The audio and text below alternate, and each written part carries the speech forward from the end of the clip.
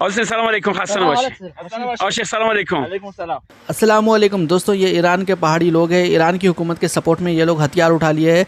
ये लोग ढूंढने निकले, किसको ढूंढने निकले पता है आपको? अमेरिका के पायलट को ढूंढने के लिए निकले, जो वॉर प्लेन उड़ा के लेके आया था ईरान में। और अभी बताया जा रहा है कि ईरान के एयर डिफेंस सिस्टम ने अमेरिका के एक प्लेन को उड़ा दिया। और ये कोई बनी बनाई हुई बातें नहीं है, बल्कि रियलिटी में ऐसा हुआ है। अमेरिका का जो प्लेन क्रैश हुआ है उसके फोटोज़ भी ईरान की जानिब से, ईरान के न्यूज़ एजेंसीज की जानिब से रिलीज़ किए गए हैं। ये डोनाल्ड ट्रंप की नींद उड़ा देने वाली खबर है, क्योंकि अमेरिका के जो पायलट है वहाँ पे इजेक्ट भी करे हैं। और यहाँ पे आप देख सकते हैं जो पायलट की कुर्सी है वो भी नज़र आ रही है। अमेरिका के जो फाइटर जहाज़ में ये कुर्सी होती है, लेफ्ट साइड में आप रेफरेंस इमेज देख सकते हैं। और जो राइट साइड की इमेज है ये रियल इमेज है, जो ईरान के जो पहाड़ी इलाका है वहाँ पे गिरी हुई ये कुर्सी मिली है।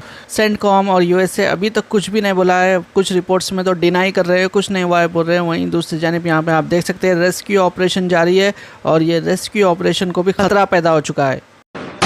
बात तो खुली है, अपने पायलट्स को यूएसए बचाना चाहता है। इसी वजह से जब दूसरे प्लेन्स को भेजा उसके ऊपर भी फायरिंग की जा रही है ईरान के आईआरजीसी और बासिज जो फोर्सेस है उनकी जानिब से। यूएसए हमेशा से कहता है कि उसके पास स्टेल्थ टेक्नोलॉजी है, यानी कि कोई भी उसको पकड़ नहीं सकता आसमान में जब उसके प्लेन्स उड़ते हैं। और ईरान के जो डिफेंस सिस्टम है उसको उड़ाने का ये लोग फर्स्ट डे से ही दावा कर रहे हैं। उसके बावजूद ये ईरान फिर देखिए किस तरह से उड़ा सका एक F-15E स्ट्राइक ईगल, जो कि यूएसए का इतना ज़्यादा पावरफुल एयरक्राफ्ट है। और साथ ही साथ बाज़ रिपोर्ट्स ये भी कह रहे हैं कि F-16 या फिर F-35 भी हो सकता है। ये जो वाक़या पेश आया खुज़ेस्तान प्रोविंस में पेश आया, इस तरह की खबर निकल के सामने आई है, जो कि तेहरान से 290 माइल्स की दूरी पे है।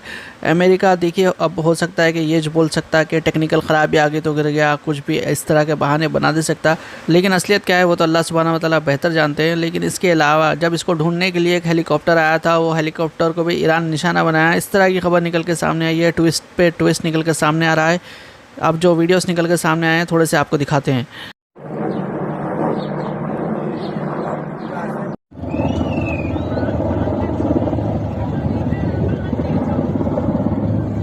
ये क्रैश के बाद के वीडियो बताए जा रहे हैं। ये यूएसए की जानिब से रेस्क्यू टीम भेजी गई है, यानी कि जो पायलट्स इजेक्ट करे हैं।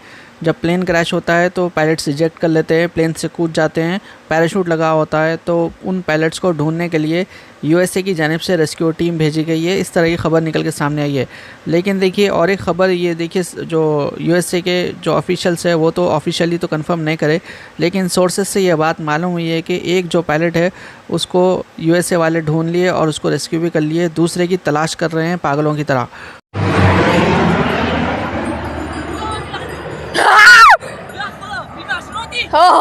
يو امي علموني قلت وانا بارون ممكن يا خدا بالمحجرات يوصي بالي سنوبي ونيبا متسول شوية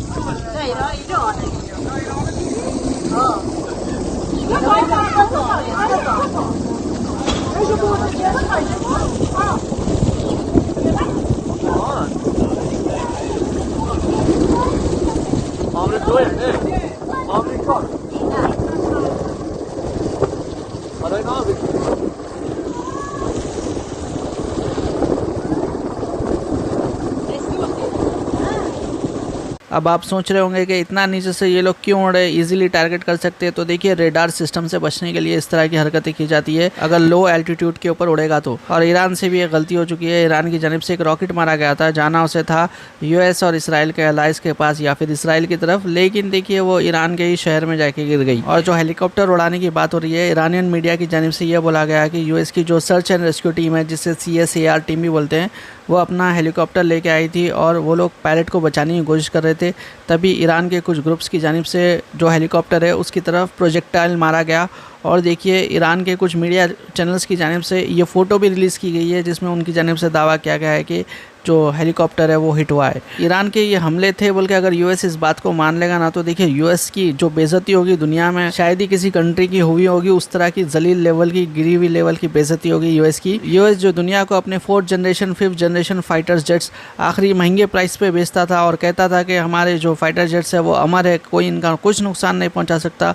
अगर उसको देखिए ईरान, जिसका एयर डिफेंस सिस्टम ही खुद ख़त्म कर देने का यूएसए वाले दावा कर रहे हैं, अगर वो उड़ा सक रहा तो यूएसए की देखिए बेइज्जती होगी इंटरनेशनल लेवल के ऊपर। यूएसए कभी भी इस बात को नहीं मानेगा कि उसके जो फाइटर जेट्स है वो हिट हुए हैं। लेकिन जो लोग यूएस के एयरफोर्स के लिए काम करते हैं उन लोगों के लिए तो ये कोई अर्थक्वेक से कम नहीं है। दुनिया के तमाम फाइटर जेट्स में अमेरिका के जो फाइटर जेट्स आते हैं वो टॉप टियर में आते हैं। दुनिया के सब में बेस्ट अगर जेट्स को ईरान उड़ा सक रहा तो फिर कोई भी उड़ा सकता। और ऑब्वियस सी बात है चाइना रशिया का इसमें हाथ होगा। कुछ ना कुछ वो लोग टेक्नोलॉजी इस्तेमाल कर रहे हैं, ईरान को टेक्नोलॉजी सप्लाई कर रहे हैं ये फाइटर जेट्स को पकड़ने की। इसी वजह से ईरान ये हरकत करने में कामयाब हो रहा है। और देखिए चाइना और रशिया को ये टेक्नोलॉजी मिल गई जिससे वो लोग यूएस के एयरफोर्स को तबाह कर सकते। फिर तो देखिए यूएसए कभी हिम्मत नहीं करेगा, ना ताइवान की तरफ बढ़ने की कोशिश करेगा, ना कभी दूसरी कंट्री के ऊपर नज़र बढ़ाएगा जो रशिया जिसके ऊपर कब्जा करना चाहता हो। और दोबारा से यूएस अपने जो पायलट्स हैं उनको ईरान के आसमान में भेजने से पहले 100 बार सोचेगा। लेकिन देखिए अगर यूएसए मान भी लेगा कि उनके फाइटर जेट्स या फिर हेलीकॉप्टर्स उड़े हैं तो वो लोग खामोश नहीं बैठेंगे। आने वाले 48 घंटे काफ़ी ज़्यादा इंपॉर्टेंट हो जाएंगे क्योंकि ट्रंप फिर गुस्से में रहेगा। गुस्से में वो ऑर्डर कर देगा ईरान के काफ़ी सारे बेसेस या फिर किसी जनरल को मिटाने का, या फिर वो कई दिन से जो बात कर रहा है जो पावर प्लांट्स है उनको उड़ाने की जो बात ट्रंप कर रहा है वो हो सकता है कि वो अपनी बात को पूरा कर दे। लेकिन खैर ट्रंप जो भी करे, लेकिन आग तो दोनों तरफ से लग चुकी है। अब बात करते हैं स्ट्रेट ऑफ हॉर्मुज़ की। ईरान देखिए अब नई गेम खेल रहा है, बड़ी गेम खेल रहा है, नेटो को तोड़ने की कोशिश कर रहा है।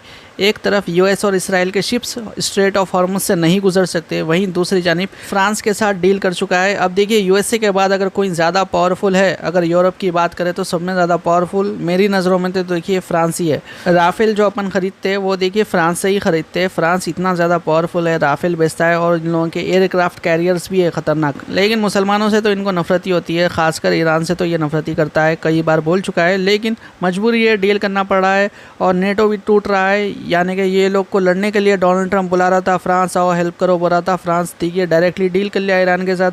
फ्रांस के शिप्स तो जाएंगे, डोनाल्ड ट्रंप अकेला पड़ चुका है। Iran is a very bad regime. No discussion about that. I disagree with them on a lot of topics. But I don't believe that we will fix the situation just by bombings or by military operations. Iran बुरा country है, ये disagree करता है Iran के साथ, लेकिन उसके बावजूद ये कह रहा है कि हम सिर्फ उन लोगों के ऊपर हमला करके ये सिचुएशन को सॉल्व नहीं कर सकते। तो देखिए ये तो खुलेआम आगे नहीं बोल सकता हम लोगों की सीक्रेट डील हो गई, बल्कि इसी वजह से इस तरह की बातें कर रहा है। Look at what happened with this type of operation in Iraq, in Afghanistan, in Libya. We never delivered. Never. Even after 20 years. So you have to respect the sovereignty of people. If people want to change a regime, they want to react, step up, they can do so. साथ ही साथ इसका कहना है कि 20-20 साल हम Afghanistan Libya में जंग लड़ लिए, लेकिन उसके बावजूद वहाँ पे कुछ नहीं हुआ।